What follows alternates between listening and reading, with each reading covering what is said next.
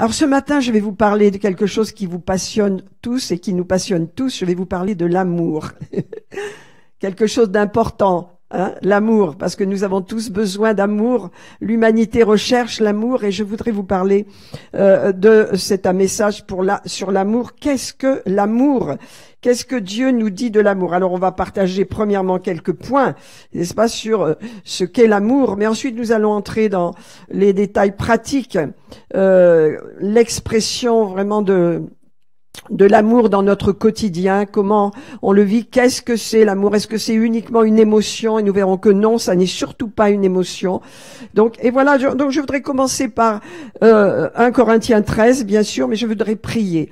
Seigneur, je te remercie ce matin pour ta parole, et je te remercie pour chaque enfant de Dieu ce matin qui est là, présent dans la maison, alléluia, pour recevoir de toi, recevoir l'onction de Dieu, la délivrance dont ils ont besoin, la guérison des cœurs, mais également je te prie pour tous ceux qui écoutent ce message, afin que, au travers de ce moyen qui est YouTube, ils puissent être bénis également, alléluia, dans leur vie personnelle. Amen. Et je te prie de bénir et de conduire toutes choses. Amen, amen. Ouvre nos cœurs ce matin. Ouvre nos cœurs. Amen. Alors je vais vous lire bien sûr 1 Corinthiens 13. Et quand vous lisez 1 Corinthiens 13, vous savez que vous ne pouvez pas l'accomplir. Hein? Vous savez que c'est extrêmement difficile dans le naturel. Amen. Mais nous allons voir que c'est possible, alléluia, avec le Saint-Esprit. C'est possible parce qu'on a le Saint-Esprit. Regardez ce qu'il est dit dans 1 Corinthiens 13. Il est dit, si je parle la langue des hommes et des anges, donc c'est lorsque je parle en langue, bien sûr, eh bien, si je n'ai pas l'amour. Alors, si dans votre Bible, vous avez le mot charité, vraiment, rayez-le et mettez amour, parce qu'à l'amour et la charité, ça n'est pas la même chose. La charité, c'est un acte qu'on fait vis-à-vis des gens pour les bénir, mais l'amour, c'est quelque chose de précieux qu'on reçoit, ça n'a rien à voir. Donc cette traduction n'est pas bonne. Hein. Donc si je n'ai pas l'amour, je suis un cuivre qui résonne ou une cymbale qui retentit. Je fais du bruit, c'est tout ce que je fais. Si j'ai le don de prophétie, la compréhension de tous les mystères et toute la connaissance, si je suis même si j'ai même toute la foi jusqu'à transporter des montagnes, à la foi c'est une technique là, mais si je n'ai pas l'amour, eh bien je ne suis rien. Et si je distribue même tous mes biens pour les pauvres, et même si je livre même mon corps aux flammes, mais que je n'ai pas l'amour, cela ne me sert de rien. Alléluia. Alors voilà ce qu'est l'amour. L'amour est patient, l'amour est plein de bonté, l'amour n'est pas envieux, l'amour ne se vante pas, il ne s'enfle pas d'orgueil, il ne fait rien de malhonnête, l'amour ne cherche pas son intérêt. Alléluia. Il ne s'irrite pas, il ne soupçonne pas le mal, il ne se réjouit pas de l'injustice, mais il se réjouit de la vérité, il pardonne tout, il croit tout, il espère tout. Amen. Voilà une démonstration de l'amour. En vérité, c'est l'amour que Dieu a pour nous. C'est cet amour que Dieu a pour nous et c'est cet amour qu'il nous a donné. Amen. Alléluia. Alors une chose que nous devons savoir, c'est que nous avons reçu l'amour de Dieu. Regardez ce qu'il est dit dans 1 Jean 4, 5. Nous avons connu l'amour de Dieu. Nous l'avons connu. Alléluia. L'amour que Dieu a pour nous et nous y avons cru. Pourquoi? Parce que Dieu est amour. La nature du Dieu d'Israël, la nature du Dieu de la Bible, la nature du Dieu que nous aimons en Jésus-Christ, c'est sa nature même, il est amour. Et nous venons de lire une description de l'amour de Dieu, n'est-ce pas? Il est amour, c'est sa nature. Et il est dit, n'est-ce pas, que la définition de l'amour, c'est donc l'amour fraternel, l'affection, la bienveillance, et c'est d'aimer chèrement. Donc c'est un amour que Dieu a pour nous et il l'a libéré dans nos cœurs. Il est dit, 1 Jean 4:8, celui qui n'aime pas n'a pas connu Dieu car Dieu est amour. Alléluia. Amen. Alors nous allons voir premièrement la nature de Dieu. Dieu est amour, c'est sa nature. Hein. Bien-aimés, si Dieu nous a ainsi aimés, nous devons aussi nous aimer les uns les autres. Il est dit dans 1 Jean 3, ce qui vous a été annoncé, ce que je vous annonce dès le commencement, c'est que nous devons nous aimer les uns les autres. Donc la vie chrétienne, c'est une vie d'amour, aussi bien dans notre famille, vis-à-vis de nos enfants, vis-à-vis de nos conjoints, que vis-à-vis de nos frères et sœurs. Amen. Alléluia. Ce que je vous commande, a dit Jésus, c'est de vous aimer les uns les autres. Éphésiens nous dit encore que les maris aiment leurs femmes comme leur propre corps. Celui qui aime sa femme s'aime lui-même, n'est-ce pas? Et que la femme respecte son mari. Donc il y a des lois d'amour qui sont partout dans la Bible. Si quelqu'un dit j'aime Dieu et qu'il haïsse son frère, c'est un menteur, car celui qui dit qu'il n'aime pas son frère, comment peut-il aimer Dieu qu'il ne voit pas? Donc est-ce qu'on voit que Dieu est amour et qu'il nous appelle également à vivre dans cet amour. Amen. Alléluia. Alors nous avons reçu, deuxièmement, l'amour de Dieu. Nous l'avons reçu. Alors 1 Corinthiens 2 nous dit, nous n'avons pas reçu l'esprit du monde, mais l'esprit qui vient de Dieu. L'esprit de Dieu, c'est le Saint-Esprit, n'est-ce pas? Et l'esprit de Dieu, comme le Père, le Fils et le Saint-Esprit, c'est Dieu qui est amour. Ils sont amour, ils marchent dans l'amour et ils sont amour. Romains 5 nous dit, l'espérance ne trompe pas parce que l'amour de Dieu est répandu dans vos cœurs. Alléluia, par le Saint-Esprit qui nous a été donné. Amen. Celui qui garde sa parole, l'amour de Dieu est véritablement en lui. Gloire à Dieu. Alléluia. Et quiconque aime Dieu est né de Dieu, parce que Dieu est amour. Alors, je vous donne des points pour démarrer ce message. La nature de Dieu, c'est l'amour. Nous avons reçu l'amour de Dieu. Troisième point, aimer est un commandement. C'est pas une émotion, c'est un commandement. Qu'est-ce qu'il est dit dans Jean 15, verset 17? Ce que je vous commande, dit Jésus, c'est de vous aimer les uns les autres. C'est un commandement, mes frères et sœurs. Ça veut dire c'est un ordre. Dieu nous appelle à aimer nos frères et sœurs, mais à aimer dans notre vie quotidienne. N'est-ce pas? Ce que je vous commande, c'est de vous aimer les uns les autres. Jean 13 nous dit, je vous donne un commandement nouveau, aimez-vous les uns les autres comme je vous ai aimé. Vous aussi aimez-vous les uns les autres. Et encore Matthieu, aime ton Dieu de tout ton cœur et ton prochain comme toi-même. C'est le premier et le plus grand des commandements. C'est pas quand on aime Dieu, on aime son prochain. Et voilà. Donc ça veut dire que aimer est un commandement clair. Jésus nous a donné ce commandement. Nous allons voir que aimer n'est pas une émotion. Ça fait partie de l'amour, mais c'est pas essentiel. C'est autre chose. On voit que lorsqu'on découvre l'amour de Dieu, on voit qu'il y a des actions qui sont posées, il y a des paroles qui sont posées, il y a des actes qui sont posés. Alors le troisième point que je voulais vous dire, c'est qu'aimer, pour nous, c'est une décision, c'est pas une émotion. Si nous marchons selon nos émotions, ce monde vous montre vraiment l'émotion.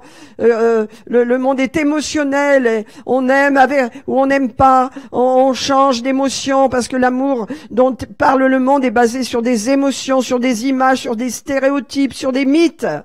Mais ça n'est pas ça l'amour. L'amour que Dieu a voulu nous faire connaître en Jésus-Christ, il est basé sur notre décision. L'amour est une décision. Jude 1, verset 21 nous dit « Maintenez-vous donc dans l'amour de Dieu en attendant la miséricorde de notre Seigneur. » Et Jean 14 nous dit « Si vous m'aimez, gardez mes commandements. » C'est une décision. Gardez les commandements. Il y a encore quelques points que je voudrais partager avec vous. Nous connaissons que nous aimons les enfants de Dieu lorsque nous aimons Dieu et que nous pratiquons ses commandements. Donc on voit que l'amour de Dieu en nous, c'est une décision. En résumé, qu'est-ce que je vous dis pour présenter ce message? Dieu est amour, c'est sa nature. Ne l'oublions jamais. C'est pourquoi si nous sommes enracinés en Dieu, nous vivons dans cet amour, nous recevons de cet amour. Nous ne mettons jamais en question l'amour de Dieu vis-à-vis de nous-mêmes, quoi que nous fassions. N'est-ce pas? Dieu est amour, c'est sa nature. Deuxième point, Dieu nous a donné son amour. L'amour de Dieu a été répandu dans nos cœurs par le Saint-Esprit. N'est-ce pas? Troisième point que je vous ai dit, n'est-ce pas, que l'amour est une décision. Je décide d'aimer. C'est pourquoi je dois être enseigné sur l'amour, parce que c'est une décision. S'il y a dans votre cœur des colères, des haines, des ressentiments pour quoi que ce soit du passé, alors vous ne marchez pas dans l'amour, parce que l'amour est une décision, elle est basée sur le pardon que Dieu nous a donné. Pardonner, c'est oublier et avancer. Donc je décide d'aimer, je décide de pardonner, je décide. Et l'amour s'apprend. Voyez, regardez, Thessaloniciens 4:9 nous dit ce qui est de l'amour fraternel.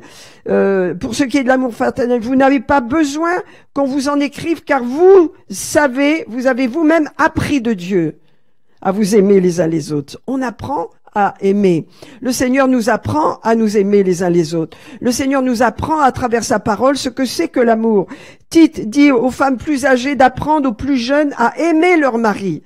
Donc on voit que dans ce dont nous allons parler, eh bien nous allons parler de cette sorte d'amour qui n'a rien à voir avec un mythe ou avec ce que le monde propose, n'est-ce pas? Alors, on sait très bien que l'amour est au centre de la recherche humaine. Nous avons besoin d'aimer et nous avons besoin d'être aimés.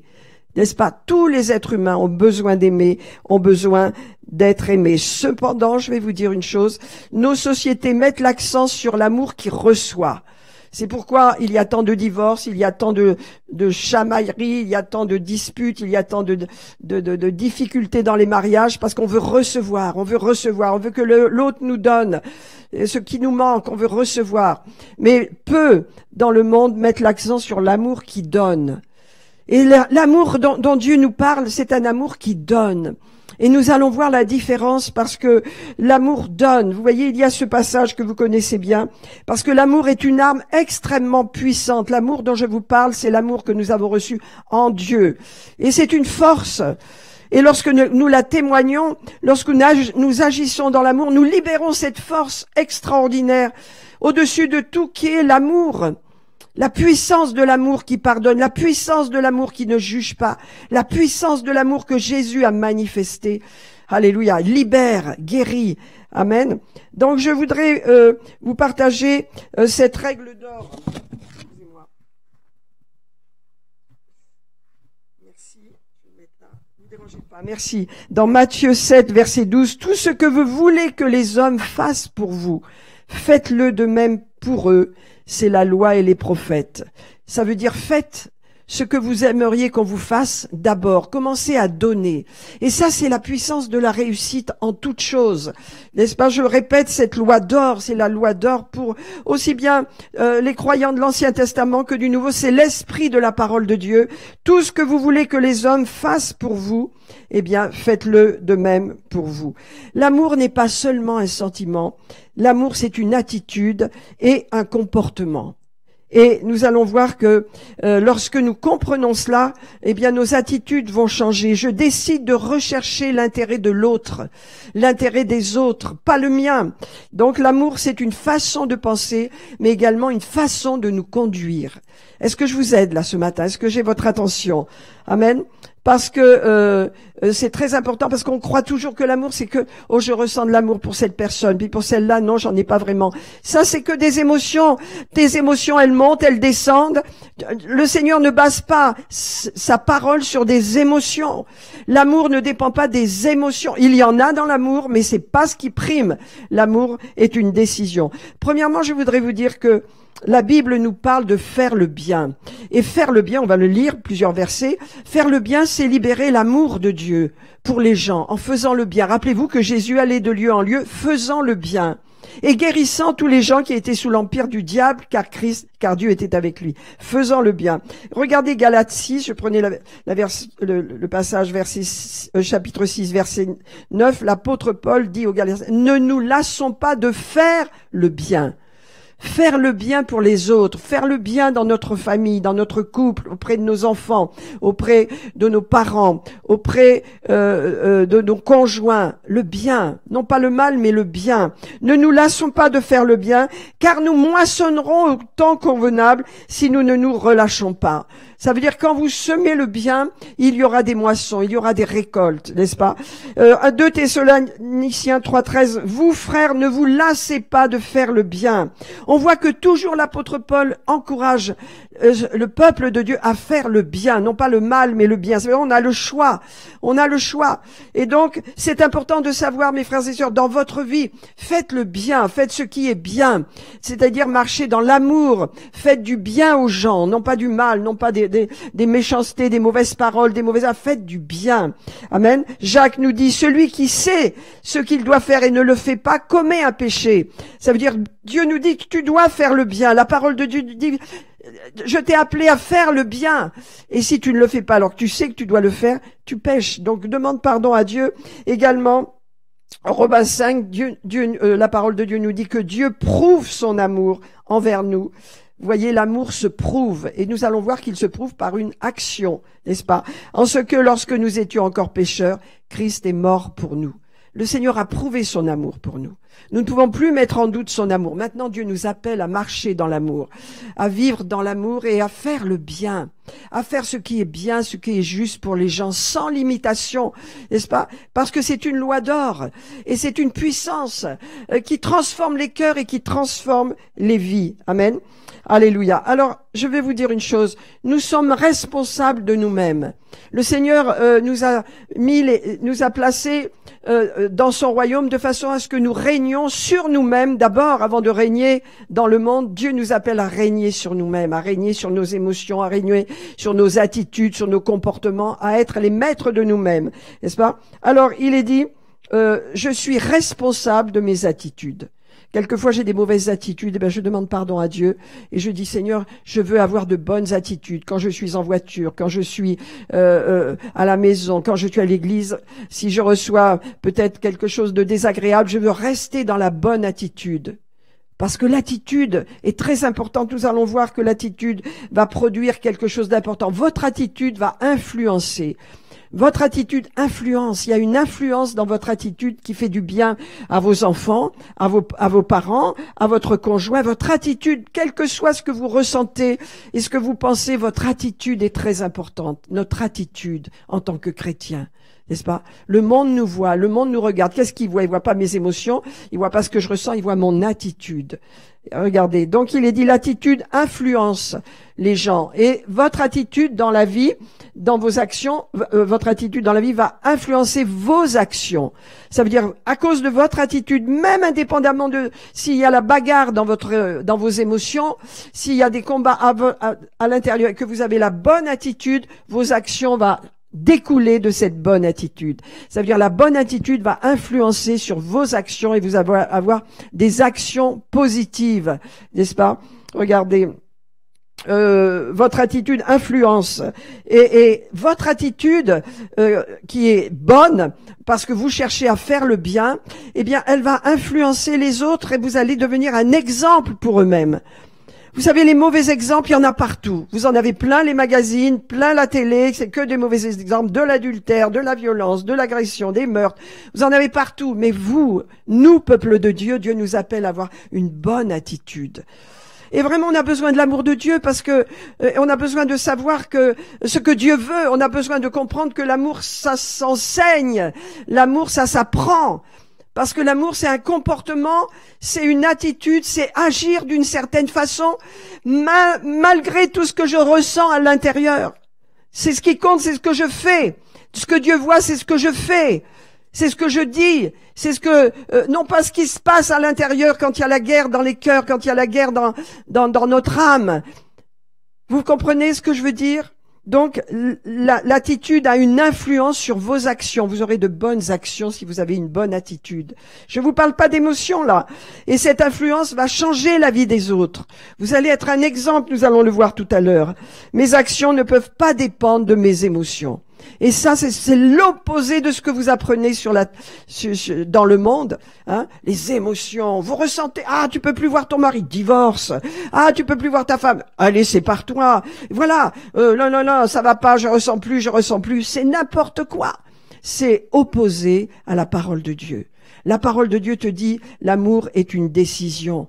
L'amour, c'est un acte. L'amour, c'est une attitude. L'amour, c'est faire le bien. L'amour, c'est avoir un comportement qui montre que tu es une personne aimante. N'est-ce pas? Indépendamment de tes émotions et de tes sentiments, je vous dis, lorsque vous comprenez ça, vous aurez des mariages durables, vous aurez des relations solides, vous aurez des vies conjugales à long terme, parce que automatiquement dans le mariage, il y a des frictions, il y a il y a des situations, un petit peu compliquées quelquefois, mais quand on a décidé d'aimer, quand on a décidé de marcher dans l'obéissance par rapport à l'amour, eh bien les émotions suivront toujours. Mais c'est les actes qui vont compter. Quels sont les actes que je pose dans mon mariage, avec mes enfants, avec mes parents, avec mon église, avec mes frères et sœurs? Des actes sont des actes d'amour. Et c'est aux actes que le Seigneur nous voit. Et c'est ce qu'il dit. Donc je suis responsable de moi-même. Je suis responsable de mes actions. Parce que je sais que l'amour est une arme puissante pour faire le bien. Pour faire du bien. Amen. Alléluia. Donc mes amis, ce matin, vraiment, on a besoin d'être encouragés dans ces choses. Alléluia. Regardez, par exemple, tout dépend de mon état d'âme. Si je m'appuie sur mon état d'âme du moment, je vais peut-être dire des bêtises et je vais peut-être avoir un mauvais comportement parce que mon état d'âme du moment est fluctuant. Je me lève le matin de bonne humeur, tout va bien, j'ai une belle journée, je me lève de mauvaise humeur, je commence à me lamenter, je le fais pas, je le fais pas, mais je vous parle un exemple. Regardez, je vais vous donner un exemple. Je suis responsable de mon état d'âme. Je dois reconnaître mon état d'âme. Je dois grandir. Je dois apprendre à mieux me cerner parce que lorsque je me connais bien et que je cerne comment je réagis, alors je vais pouvoir modifier mon influence sur les autres. Je vais pouvoir grandir dans l'influence, grandir dans le modèle que je peux représenter auprès des autres, auprès de ma famille, auprès de mon église. L'église a besoin de modèles et l'église a besoin d'inspiration. Et il y a beaucoup de merveilleux modèles dans notre Église que nous aimons suivre, qui nous influencent. Regardez, par exemple, deux personnes regardent le même paysage. Hein. Il y en a une qui dit « Ah, il y a que de la boue et des ronces ». Et l'autre va dire oh, « Il y a des arbres magnifiques, regarde, ces plantes sont merveilleuses ». Deux façons de voir, liées à l'état d'âme. Un mariage qui ne marche pas, hein. Il y en a une dame dans ce mariage qui va se lamenter, qui va critiquer son mari, n'est-ce pas? Et puis il y en a une autre qui va prier. Vous voyez? Deux attitudes différentes. Tout dépend de nos états d'âme. Ne laissons pas nos états d'âme dominer notre vie. Marchons dans le fait que nous voulons faire le bien. Nous voulons libérer l'amour. Nous voulons. Regardez, Philippiens 4:6, c'est une parole à cultiver parce que quand on est pressuré par des angoisses, des inquiétudes, des tensions, on a quelquefois des mauvaises attitudes poussées par cela. Mais le Seigneur nous a donné des solutions. Il nous a dit, ne vous inquiétez de rien. De rien. Philippiens 4:6. Mais en toute chose, faites connaître vos besoins à Dieu par des prières et des supplications. Je traverse des orages, je traverse des difficultés, je peux avoir un mauvais comportement, de mauvaises attitudes, de mauvaises paroles. Alors, je viens vers le Seigneur et je vais parler avec Dieu, prier. Et qu'est-ce que je vais faire? Je vais faire par des prières et des supplications et des actions de grâce, lui faire connaître mes problèmes, mes besoins. Et la paix de Dieu qui surpasse toute intelligence garde vos cœurs et vos pensées en Jésus-Christ. Promesse, promesse. Amen. Alors, votre attitude, votre bonne attitude, l'attitude que vous avez pour exprimer le bien ou pour exprimer l'amour, conditionne vos actions. C'est très important. Et à ce moment-là, eh bien, cette attitude va conditionner nos actions, mais également nos paroles, parce que nous avons une bonne attitude. Quand j'ai une bonne attitude, je vais pas dire des paroles négatives. Quand j'ai une bonne attitude, je vais pas critiquer les gens. Je suis pas hypocrite. Quand j'ai une bonne attitude, je vais avoir une bonne action. Ça va suivre. Je ne vais pas être capable de faire de mauvaises actions. Une bonne attitude va déterminer mes actions, mon comportement, n'est-ce pas, qui est très très important. Et donc, ce comportement va transformer effectivement ma façon de voir, ma façon de parler. On voit que c'est quelque chose d'extérieur à moi. C'est quelque chose que je fais parce que je décide de le faire. Vous voyez? C'est ça l'attitude. Quelle est mon attitude devant la vie, devant les problèmes? Quel est mon comportement vis-à-vis des autres? Comment je fais? Est-ce que je perds mes nerfs, comme on dit, et que voilà, je m'énerve, je perds confiance, et où je fais des choses qu'il ne faut pas faire parce que je n'ai pas la bonne attitude? Alors ça va aggraver les situations. mais lorsque j'ai la bonne attitude, j'ordonne à tout mon être de marcher dans la bonne attitude et les bonnes actions vont suivre. Amen. Alors, qu'est-ce qui se passe là? Lorsque j'ai la bonne attitude, eh bien, j'affecte mon environnement, j'affecte les gens avec qui je vis. Vous voyez, on dit bien que l'épouse dans son foyer, eh bien, c'est elle qui, on peut dire, distille l'atmosphère du foyer. Hein? Si je suis désagréable, négative, ce sera difficile. Le foyer sera pas du tout agréable et les enfants vont en souffrir. C'est pourquoi mon attitude, mes actions doivent refléter l'amour de Dieu. Et j'ai autorité dans mon monde, je peux le faire. Amen. Alors, si je soigne une attitude positive dans mon environnement, eh bien, il va en être transformé. Amen. Et donc, je vais encourager mon environnement. Il y aura une énergie de joie, une énergie de vie qui va être produite et ça va être quelque chose de très puissant contre le découragement.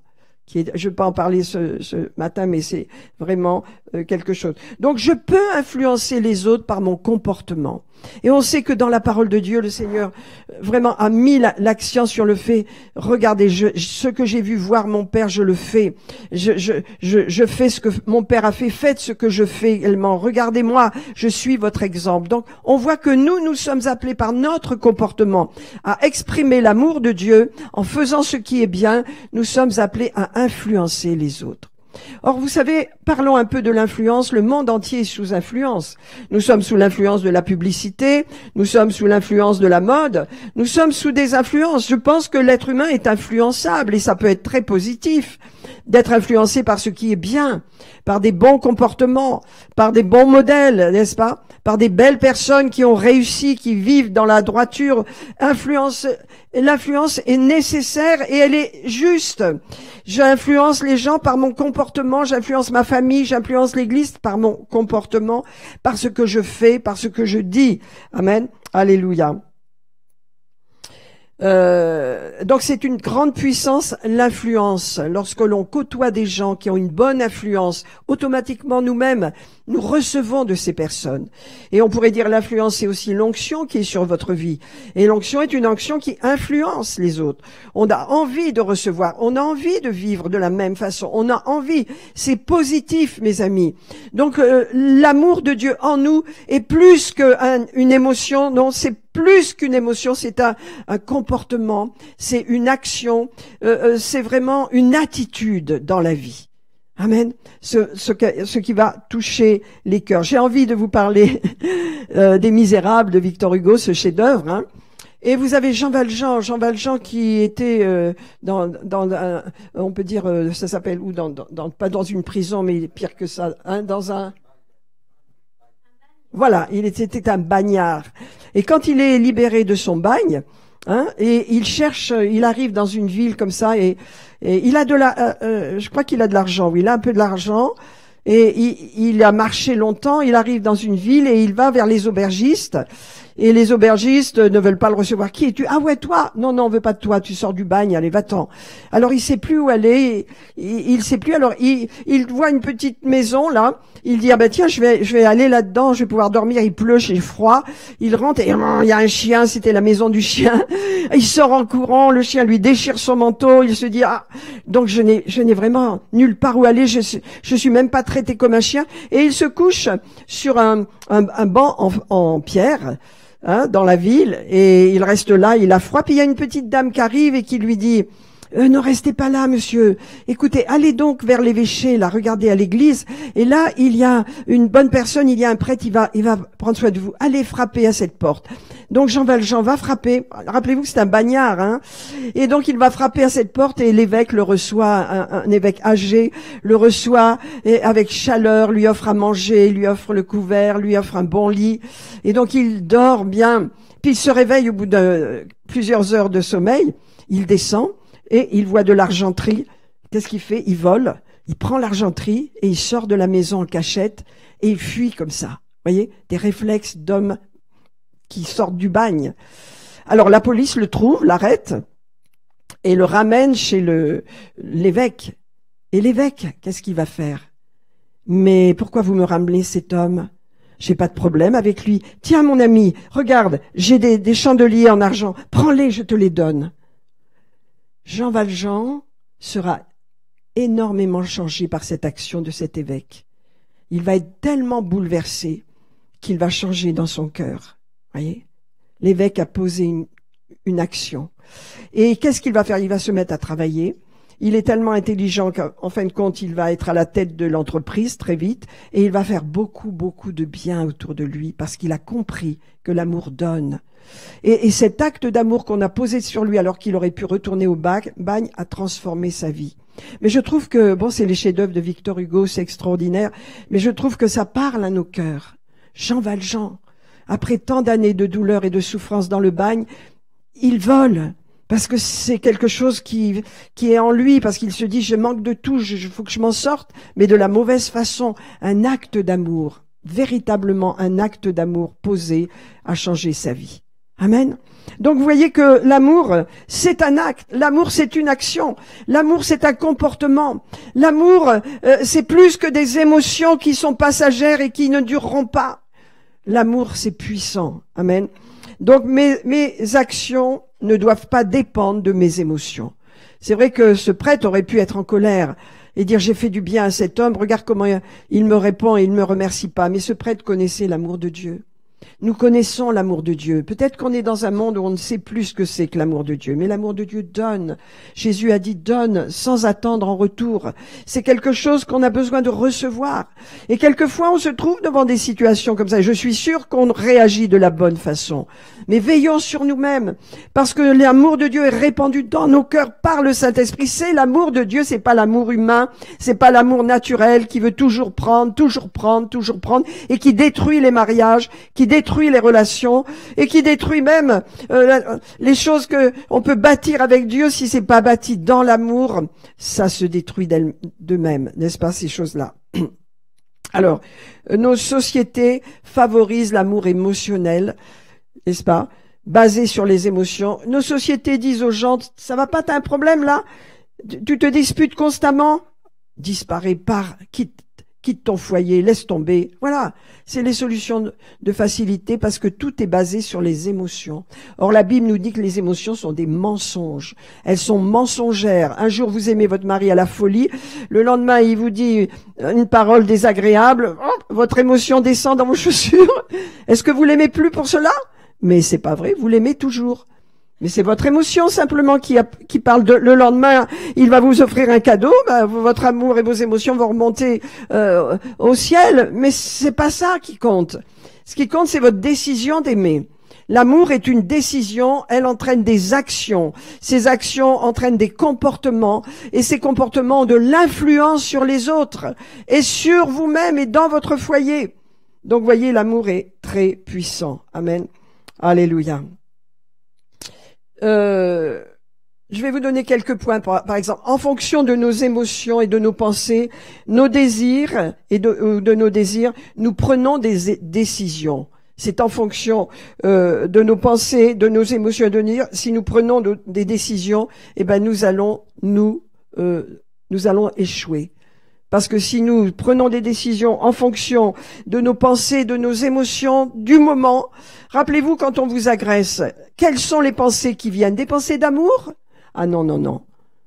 Des pensées agressives, des pensées de vengeance, des pensées mauvaises. Si vous agissez tout de suite selon vos pensées, selon vos émotions, eh bien, vous allez prendre des mauvaises décisions, n'est-ce pas? Amen. Par exemple, nos actions sont plus importantes. Ça, c'est une loi que je vous dis. Nos actions sont plus importantes que nos émotions. J'aime. Mais qu'est-ce que tu poses comme action? Qu'est-ce que tu montres? Jésus a prouvé son amour. Dieu a prouvé son amour. Il a envoyé Jésus à notre place. C'est une preuve d'amour. Où sont tes preuves d'amour, n'est-ce pas? Voilà. Nos actions sont plus importantes que nos émotions. Exemple, si j'accomplis un acte de gentillesse vis-à-vis de quelqu'un, eh bien, si je vous donne un mot gentil, vous aurez de bonnes émotions à mon égard. N'est-ce pas vrai? Mais c'est la suite. Je pose un acte de gentillesse, je pose un acte d'amour. automatiquement je reçois la gentillesse de l'autre parce que ça touche nos cœurs. Vous voyez, Jean Valjean a volé, mais ce prêtre a libéré l'amour. Et cet amour, c'est un amour inconditionnel qu'il l'a invité. Mais prends donc, regarde, tu n'es pas mon ennemi. Non, monsieur le gendarme, je sais ce qu'il a fait, ne le poursuivez pas. Tiens, Jean Valjean, je te donne même les chandeliers d'argent. Ça touche un gars comme Jean Valjean qui sort de cette prison, voyez. Donc, nos actions ne doivent pas dépendre de nos émotions. Amen. Alléluia. Dans les relations entre les individus, eh bien, c'est les actions qui sont plus importantes que les émotions. J'aime beaucoup cette personne-là. Oh, quand je la rencontre, je lui parle, je suis contente. Mais qu'est-ce que tu fais pour elle? Tu dis bonjour et puis c'est tout. Elle ne sait pas que tu as de l'affection pour elle. Il faut poser une action, mon ami. Il faut poser des actions, car les actions prouvent ce que tu ressens. Mais si tu ressens les choses mais que tu ne fais rien, ça ne suffit pas. Il faut poser des actions. Nos émotions peuvent changer d'une minute à l'autre. Et on le sait très bien. Hein. Donc, ce n'est pas du tout un fondement sur lequel vous devez poser votre mariage, sur lequel vous devez poser votre vie. Si vous posez votre vie, vous établissez votre vie sur ce que vous ressentez, vous allez vous écrouler parce que le ressenti est variable, il change constamment, c'est comme le temps. Donc posez, établissez votre vie sur l'amour de Dieu par des actions, par un comportement, par des paroles, en sachant que l'amour est une puissance qui transforme la haine et qui transforme les situations et qui gagne toujours. Amen. Alors, la force de l'exemple, je voudrais vous parler de l'exemple, parce que lorsque nous agissons dans l'amour, il y a quelque chose qui se passe. Je vous ai parlé, il y a une influence. Lorsque vous posez des actes d'amour, des paroles d'amour, des attitudes d'amour, indépendamment de ce que vous ressentez, parce que les sentiments de toute façon suivront, mais c'est les actes qui comptent, qu'est-ce qui se passe? Vous allez libérer une influence autour de vous. Il va y avoir un climat, une gentillesse, un climat qui va faire fondre tout ce qui est violent, agressif et tout ce qui est difficile. Jean 5, j'ai choisi verset 19, Jésus reprit la parole et dit à ses disciples, je vous le dis en vérité, le Fils ne peut rien faire de lui-même, il ne fait que ce qu'il a vu voir, de ce qu'il voit faire son Père. Et tout ce que le Père fait, le Fils le fait pareillement, car le Père aime le Fils et il lui montre tout ce qu'il a à faire et il lui montrera encore des choses plus grandes, afin que vous soyez dans l'étonnement. Le Père et le Fils, le Père, le Fils et le Saint-Esprit œuvrent ensemble. Le Père a montré au Fils ce qu'il doit dire, ce qu'il doit faire. Et le Fils est sous l'influence du Père, ça veut dire Jésus-Christ et le Père. Il a dit, quand vous me voyez, voyez mon Père. Et donc c'est pourquoi je vous dis, en tant que chrétiens, nous avons une influence. Il faut libérer cette grande influence que nous avons, que Dieu nous a donnée, qui peuvent s'appeler l'onction de Dieu sur notre vie et qui est attachée à nos comportements, à nos paroles, à nos actions, n'est-ce pas? Et qui est très très importante, qui libère l'amour de Dieu. Et l'amour de Dieu, c'est une action, c'est un acte, ça n'est pas une émotion, je vous le dis, ça vient dans nos cœurs par le Saint-Esprit. Vous êtes nés de nouveau, vous êtes chrétiens, vous l'avez cet amour de Dieu. Nous avons lu 1 Corinthiens 13, l'amour de Dieu, c'est toujours une action, c'est ne pas douter de l'autre, c'est ne pas envier, c'est vraiment marcher dans cette obéissance. Ça demande de l'obéissance, ça demande de travailler ce passage de 1 Corinthiens 13 et de le mettre dans notre cœur. Et nous allons voir que toutes les fausses émotions, toutes les fausses pensées que nous avons vont disparaître devant cet acte qui est posé. N'est-ce pas? Je décide de marcher dans cet amour-là. Je décide d'aimer, je décide de pardonner, je décide de ne pas envier, je décide de ne pas être jaloux, je ne me mets pas en colère, je décide d'être patient. Tout cela, je l'ai dans mon cœur. C'est la qualité de l'amour de Dieu qui est répandue dans mon cœur. Je l'ai. Alors j'ai du mal peut-être à la libérer, mais je sais que je peux parce que la parole me dit que tout est possible à celui qui croit. Regardez, Philippiens 2,19 nous dit « J'espère dans le Seigneur, Jésus, vous envoyez bientôt Timothée, afin d'être moi-même encouragé, oui, en apprenant ce qui vous concerne, car je n'ai personne qui partage mes sentiments pour prendre sincèrement à cœur votre situation. Tous, en effet, cherchent leur propre intérêt. Vous savez qu'il a été mis à l'épreuve en se consacrant au service de l'Évangile comme avec moi, comme un enfant avec son père. On voit l'amour de Dieu, l'amour que l'apôtre Paul a pour Timothée, parce qu'il lui a montré le chemin. Cet amour s'est exprimé par des actions. Regarde ce que je fais, je t'amène avec moi, je vais t'apprendre le ministère, je vais t'apprendre à servir Dieu, je vais te former. Et c'est un acte d'amour comme un père avec son fils. Et l'influence de Paul a été énorme. L'apôtre Paul a influencé beaucoup de jeunes gens autour de lui. Et Tite, et Philémon, et tous ces gens ont été influencés. Paul savait ce que c'était que l'amour de Dieu. Il avait eu un amour religieux, une action, il était un pharisien qui l'a poussé à tuer, il a rejeté tout cela. Il a été aimé par Dieu et sans arrêt, il n'a de cesse de dire faites le bien, aimez-vous les uns les autres, obéissez aux commandements de Dieu. Jésus nous a donné un ordre, mes amis, c'est pas une option. Aimez-vous les uns des autres. Comme je vous donne un commandement nouveau. On doit s'aimer les uns les autres, pas seulement dans l'église, quand vous sortez avec votre mari, avec votre femme, avec vos enfants, avec vos tantes, vos oncles, votre famille. Aimer, c'est une action. C'est les bénir, c'est leur faire du bien, c'est poser des actions, mes amis. C'est poser des actes. Amen. J'avais noté quelques points, là, si je le retrouve, sur le fait d'exprimer, comment je peux exprimer comment je peux démontrer l'amour dans le mariage, dans l'amitié, dans les relations, dans l'église. Comment je démontre cet amour? Par des paroles valorisantes. On a tous besoin d'être valorisés, hein? Des paroles valorisantes. Également par des paroles d'appréciation. J'apprécie, je t'apprécie. C'est très très important. C'est une expression pour démontrer l'amour avec des paroles, n'est-ce pas? Avec des moments de qualité, en recherchant une bonne relation. Je vais boire un café chez toi ou viens chez moi boire quelque chose. On va passer un moment ensemble. C'est développer, exprimer l'amour qu'on a les uns pour les autres. C'est démontrer l'amour, car l'amour a besoin d'être démontré. Il a besoin d'action. Voyez, ce sont des gestes d'affection, bien sûr, des cadeaux, des services qu'on peut rendre. Ce sont des actes. Je pose des actes. Jésus faisait le bien. Jésus libérait l'amour de Dieu en faisant du bien. Amen. Et il guérissait aussi ceux qui étaient sous l'empire du mal. Donc, rappelez-vous, nous sommes responsables de nous-mêmes.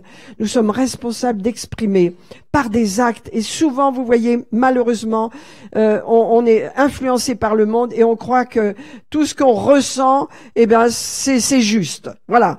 Hein, les psychiatres, les psychologues vous disent, tu ressens, ouh là là, alors, vas-y, hein, ressens à fond, mets-toi en colère, dis des paroles mauvaises, libère ta haine. C'est grave. C'est grave, c'est pas du tout ça. Non. Ça, c'est libérer le mal et dire des paroles mauvaises. Non, c'est l'opposé. Le Seigneur a dit, pose des actes d'amour, pose des actes de paix, fais du bien.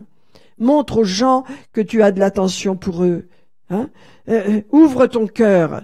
Hein, à Bellerive, nous allons avoir une voisine déjà. On a déjà eu des relations ensemble, des bonnes relations. Hein, je lui ai montré notre future maison, qui est pas prête du tout, mais voilà, je l'ai fait visiter. Elle m'a fait visiter la sienne, qui est magnifique. et donc, c'est des relations tout de suite, parce que je pensais à Jésus, bien sûr. Je lui ai parlé de moi, je lui ai parlé de ma foi, n'est-ce pas, en lui disant que j'étais chrétienne et tout ça. Donc, c'est les relations, voilà.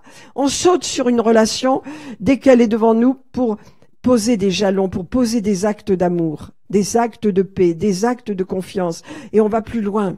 Hein, dernièrement, il y a un livreur qui est venu chez nous. Ce monsieur, il est de la Sierra Leone, donc il est africain. Et il vient, ça fait 2-3 fois qu'il nous livre. Alors, des fois, on n'a pas trop le temps, voilà. Et puis là, je suis allée le voir dans son camion et je lui ai dit, vous êtes musulman? Il me dit, oui, comment vous le savez? Je dis, vous êtes d'où? Alors, il me dit, je suis de Sierra Leone. Bon, je respecte votre religion. Je lui ai dit, mais vous savez, Jésus, c'est le sauveur. Jésus, vous le connaissez, Jésus, vous en avez entendu parler? Oui, oui. Eh ben, il est sauveur, il est mort. Enfin, je lui parle de l'évangile. Il est mort pour vous. Il a porté votre péché. Je respecte votre religion, mais je vous dis, Jésus, c'est pas une religion, c'est la personne. Est-ce que vous voulez que je prie pour vous? Oui, oui, oui, oui. J'ai prié pour lui. J'ai imposé les mains. J'ai dit, Seigneur, touche son cœur. Visite-le, garde-le, révèle-toi à lui, etc. Et il est parti content, et moi aussi. Et je voudrais faire que ça toute la journée. Parler de Jésus aux gens, c'est une joie, mes amis. Mais il faut oser. Il faut y aller. Il faut oser. Amen. Alors, encore un petit instant. Je vous ai dit que j'étais responsable de mon état d'âme. Hein. On a des états d'âme et ils ne doivent pas mener nos vies. Hein. On est responsable de nos actions. On est responsable de ce que l'on dit. On est responsable de ce que l'on fait, n'est-ce pas? C'est ce qui compte. Il y a un passage dans Jacques qui dit, voilà, dans Jacques qui dit, si quelqu'un sait ce qu'il y a à faire, si quelqu'un sait ce qu'il doit faire et ne le fait pas, il commet un péché. Donc ne retenons pas le bien que nous pourrions faire. Donc je veux continuer encore pour la force de l'exemple. Hein. On a la force de l'exemple, la plus puissante force qui soit dans Jean 13 lorsque Jésus lave les pieds de ses disciples. Voyez, ils ne comprennent pas. Voilà, Jésus enlève sa robe, il met un linge autour de lui, il s'agenouille avec une grande bassine, il se met à laver les pieds des disciples. Qu'est-ce qu'il fait? C'est le travail d'un esclave, c'est le travail d'un serviteur. Et il regarde et il arrive vers Pierre, n'est-ce pas? Et il lui dit, Pierre, tu comprends pas, tu veux pas que je te lave, mais si, je vais te laver, mais tu vas comprendre ce que je fais. Et il dit un peu plus loin, verset 4, donc, si donc moi je vous ai lavé, moi qui suis le maître, je suis le Seigneur, je suis Dieu sur cette terre, vous devez aussi vous laver les pieds les uns les autres, car je vous ai donné un exemple, afin que vous fassiez comme je vous ai dit. La valeur de l'exemple. Nous devons toujours nous rappeler que nous sommes chrétiens et que parce que nous sommes chrétiens, nous posons des actes qui sont des actes d'amour. Je fais le bien, je me conduis bien, j'ai une parole de bien, j'ai une bonne parole, je veille sur moi-même. Je ne peux pas oublier que je porte le beau nom de chrétien comme Christ. Donc je reflète une onction, je reflète une influence dans ce monde. Je ne veux pas l'oublier. Est-ce que je vous aide ce matin? Est-ce que je vous aide? Ça va dans le mariage, ça va dans les relations de famille, ça marche. Vous savez, faut pas être susceptible, faut pas être orgueilleux. Hein, quand on est orgueilleux, on est pointilleux, on reçoit une mauvaise parole, allez, on est. Non, il faut vraiment marcher dans l'amour. Décider, tant pis si on me blesse, tant pis si on me vexe, tant pis, je veux marcher dans l'amour, je veux poser des actes d'amour. Amen, parce que l'amour de Dieu a été répandu dans mon cœur. Je veux développer des relations d'amour. Et c'est vrai, c'était ma prière ce matin.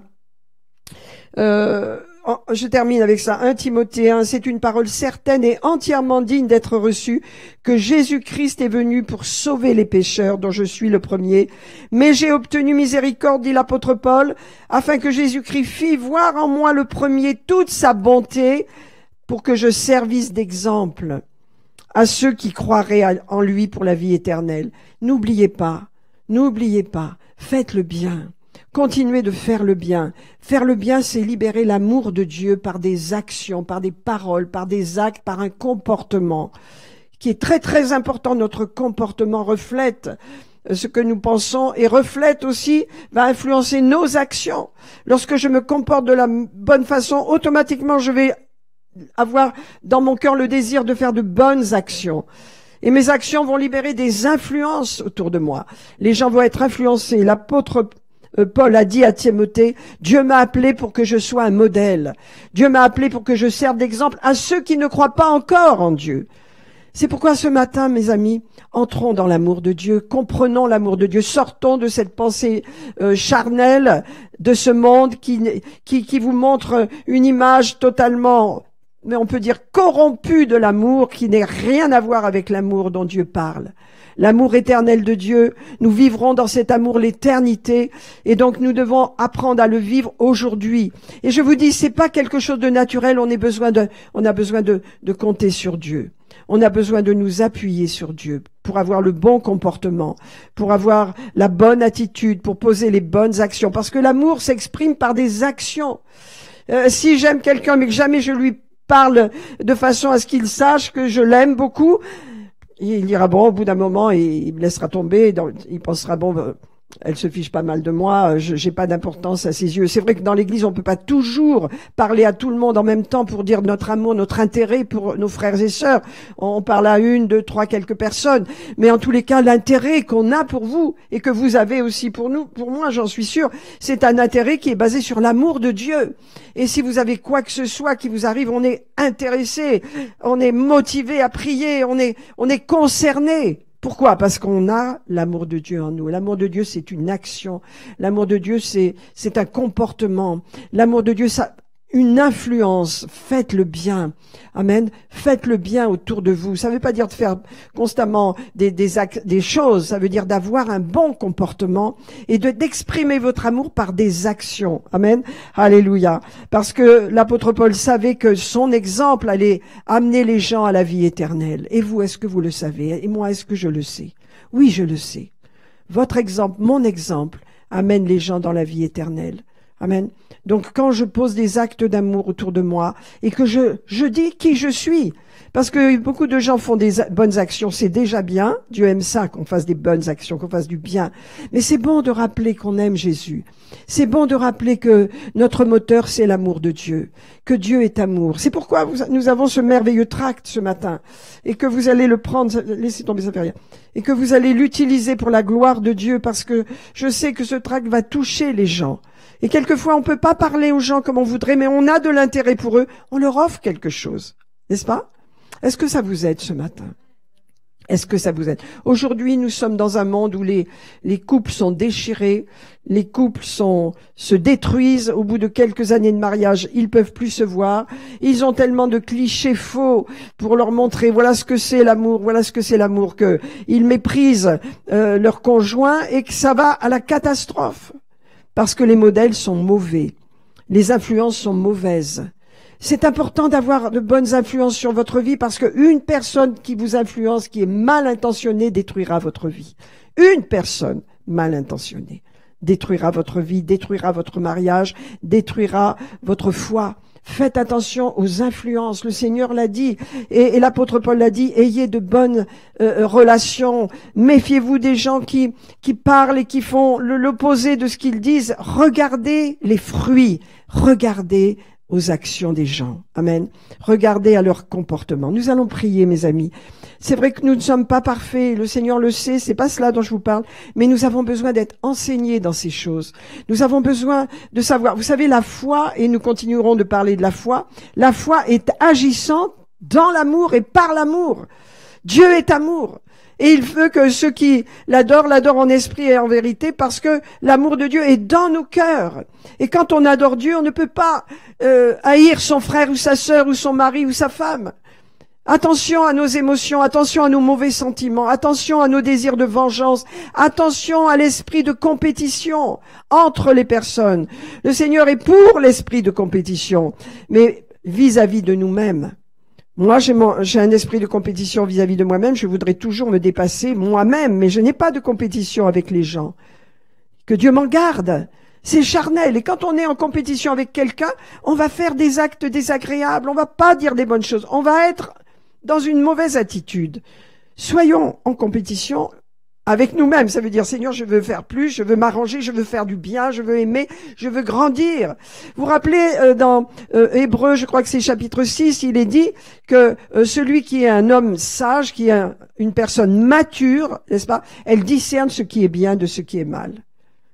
La maturité, c'est ne pas céder au mal, c'est faire le bien. La maturité, c'est discerner la puissance de l'amour et poser des actes d'amour, indépendamment de ce qu'on ressent. Parce que le Seigneur dit, la foi ne dépend pas de tes émotions. Continue de faire le bien. Quelqu'un qui veut être apprécié dans son travail et qui veut prospérer, eh bien, peut-être va ramasser des blessures, des gens vont le mépriser, mais il a un objectif. Il va faire le bien, il va bien travailler, il va continuer parce qu'il a un objectif. Qui est-ce qui va le mettre dans une position élevée? Dieu lui-même, parce qu'il a fait la bonne attitude, parce qu'il a fait et posé les actes qui plaisent à Dieu. Les actes d'amour plaisent à Dieu, mes amis. Faire le bien plaît à Dieu. On nous dit rien sur ce que Jésus a fait. Mais vous voyez, moi j'ai pensé quand, je prends encore quelques minutes, quand le Seigneur a dit à ses disciples, allez donc à la ville voisine, là, allez devant nous préparer une chambre haute. Et vous allez trouver un homme qui porte une cruche sur sa tête. C'est extraordinaire, ça. J'ai encore pas eu la révélation de ça, mais les hommes ne portent pas de cruche, c'est les femmes. Donc tu vas trouver un homme, il porte une cruche, il va te conduire dans une maison, et là le maître de la maison va te demander que voulez-vous, et tu vas leur dire le maître veut préparer la Pâque chez toi. Alors vous allez trouver une belle pièce toute ornée et vous préparerez la Pâque. Le Seigneur Jésus avait établi des relations avec cet homme. Ce maître de la maison connaissait Jésus. Qui était-ce, on ne sait pas. Mais en tous les cas, Jésus faisait du bien. Il faisait du bien à ces gens, il faisait du bien autour de lui, les gens le connaissaient, si bien que cet homme a dit, oui, je te donne la plus belle pièce là, et prépare la Pâque pour ton maître. Parce que je l'apprécie, cet homme. Il m'a fait du bien. Mes amis, posez des semences de bien autour de vous, ce sont des semences d'amour. L'amour n'est pas un sentiment, l'amour biblique est posé sur des actions, sur des comportements, sur des paroles aussi, sur le fait qu'on fait du bien aux gens, n'est-ce pas? Parce que ce que tu veux que c'est la loi royale, hein. Ce que tu veux que les gens fassent pour toi, fais-le de même pour eux. C'est la loi et les prophètes. C'est l'esprit de la Bible. C'est l'esprit de notre Dieu. Amen. Oh Seigneur, ce matin, nous avons besoin de grandir les uns et les autres dans ces choses, dans l'amour de Dieu. Nous avons vu tout à l'heure que l'amour de Dieu est dans nos cœurs par le Saint-Esprit, il n'est pas dans nos émotions. L'amour de Dieu n'a rien à voir avec les émotions. L'amour de Dieu est répandu dans nos cœurs par le Saint-Esprit. Nous avons vu la nature de l'amour dans 1 Corinthiens 13.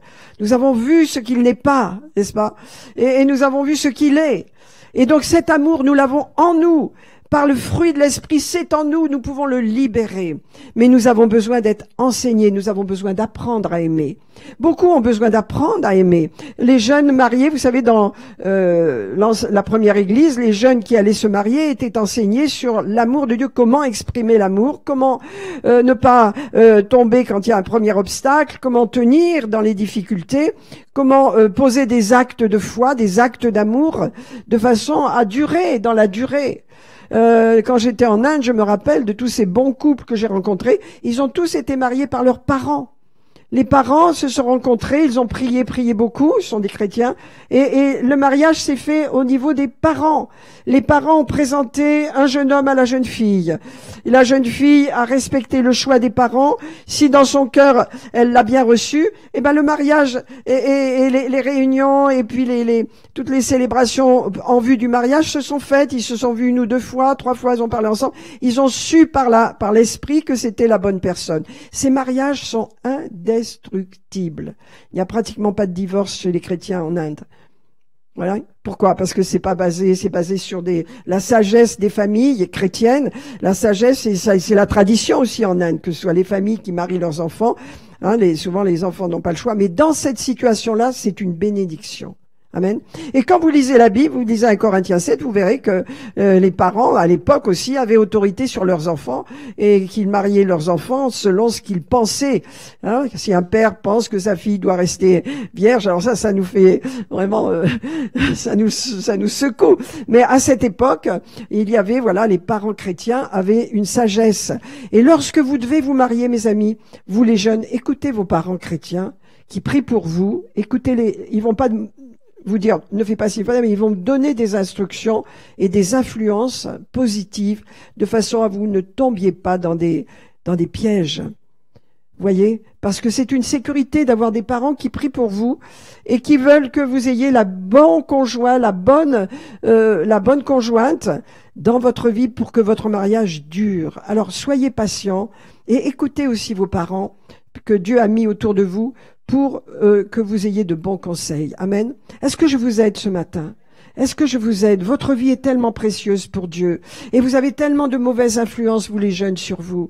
Vous avez peut-être tellement de mauvais modèles qui dispatchent vraiment des pensées, qui vous donnent des pensées qui sont des pensées perverses. Vous devez veiller sur vous-même. C'est pourquoi la Bible doit être dans vos cœurs. La parole doit être dans vos cœurs. Relisez 1 Corinthiens 13. Demandez à Dieu de vous garder de toutes ces séductions mensongères du monde et de marcher dans l'amour. Parce que Dieu est amour. Amen. Demandez chaque jour, Seigneur, tiens ma main. Garde-moi des pièges. Vous savez, le Notre Père, c'est une bonne prière à faire. Hein? Ne m'enduis pas en tentation, mais délivre-moi de tout mal. Amen. Seigneur, nous voulons te remercier ce matin. Je veux prier pour les couples, les jeunes ce matin. Alléluia. Vous pouvez vous lever, tenir par la main le jeune couple là. Si vous voulez, tenez-vous par la main, là où vous êtes. S'il y a d'autres personnes qui veulent qu'on bénisse leur mariage, amen. Seigneur, je bénis, alléluia, ce jeune couple ici présent, alléluia. J'appelle ta grâce sur eux, j'appelle ton amour et je prie que l'amour de Dieu soit répandu dans leur cœur par le Saint-Esprit pour leur apprendre à marcher dans cet amour, à tenir longtemps dans leur vie, à ne pas se mettre de côté mais à persister dans des actes d'amour, dans des actions, dans un comportement qui leur assurera une vie heureuse, une vie réussie. Seigneur, tu les gardes au nom puissant de Jésus. Amen, amen, amen. Et Seigneur, nous voulons prier les uns pour les autres ce matin. Que Dieu nous inonde dans son amour. L'amour de Dieu est répandu dans nos cœurs. L'amour de Dieu, nous l'avons. Il n'est pas dans ma tête, il n'est pas dans mes émotions, il est dans mon cœur. Alléluia. Seigneur, nous prions les uns pour les autres ce matin. Alléluia, nous voulons avancer dans cet amour. Nous voulons avoir de la maturité. Nous voulons être une personne mature, Seigneur, comme tu le dis dans le livre des Hébreux, afin de faire ce qui est juste, Seigneur, de choisir le bien, de choisir de faire le bien, Seigneur, de choisir vraiment d'aimer en agissant, en ayant une action, en un comportement, Seigneur, qui est en accord avec ton amour. Merci, Seigneur. Merci Seigneur, car l'amour de Dieu, alléluia, ça n'est pas une émotion. L'amour de Dieu, c'est une décision. Amen. Et mes amis, c'est ce qu'il y a de plus puissant en nous, c'est la décision. C'est ce qu'il y a de plus fort, c'est de décider. Amen. Alléluia. Est-ce que vous pouvez recevoir? Fermez vos yeux un instant. Alléluia. Recevez. Recevez. Peut-être certains vous disent, j'en ai encore besoin, j'ai besoin de plus. J'ai besoin que tu me donnes plus, Seigneur. Alléluia, recevons ce matin, alléluia, au nom de Jésus. Je reçois, Seigneur, je reçois. Oui, je reçois, Seigneur. Pardonne mes erreurs, mes mauvais comportements. Pardonne-moi, Seigneur, ce matin. Pensez à demander pardon à Dieu. C'est important. Alléluia, que Dieu efface notre ardoise.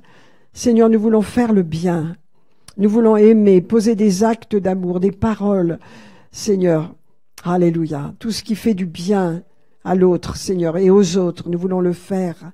Nous voulons que l'amour de Dieu soit répandu ici, au milieu de nous, davantage, Seigneur. Qu'il y ait une atmosphère d'amour dans l'Église maintenant, davantage au nom de Jésus. Au nom de Jésus. Immerge-nous dans ton amour ce matin, Seigneur. Remplis-nous dans ton amour, Seigneur. Alléluia. Un amour qui agit. Un amour qui a un comportement, un amour qui pose des actions, un amour en parole, un amour en action, l'amour en action, Seigneur. Car l'amour, c'est une action, parce que c'est une décision. Ça n'a rien à voir avec nos émotions. L'amour, c'est une décision. Je décide d'aimer. Je décide. Rappelez-vous de Martin Luther King, il a décidé d'aimer jusqu'à ce que sa vie soit offerte en sacrifice. Il a décidé d'aimer pour ses frères et sœurs en Amérique du Nord qui étaient persécutés. Il a donné sa vie, il a choisi le combat sans violence, mais sa vie a été donnée. Il a posé des actes qui ont libéré vraiment les gens et qui ont fait entrer l'Amérique dans une nouvelle dimension. Il a été cet homme qui a choisi de faire du bien, d'agir pour le bien. Amen. D'agir pour le bien. Amen, amen, amen. Seigneur, nous te bénissons ce matin. Que cette parole reste en nous et qu'elle trouve des actions à poser, des attitudes au nom puissant de Jésus, des comportements qui bénissent ton nom, que tu honores, Seigneur. Car tu honores ceux qui t'honorent, Seigneur. C'est pourquoi je te remercie ce matin. Je te remercie ce matin. Pour chacun de nous, nous allons continuer de grandir dans l'amour. L'amour fraternel. L'amour dans notre vie, car Dieu regarde cela, car il est amour. Dieu est amour. Alléluia. Amen. Amen. Eh bien, merci.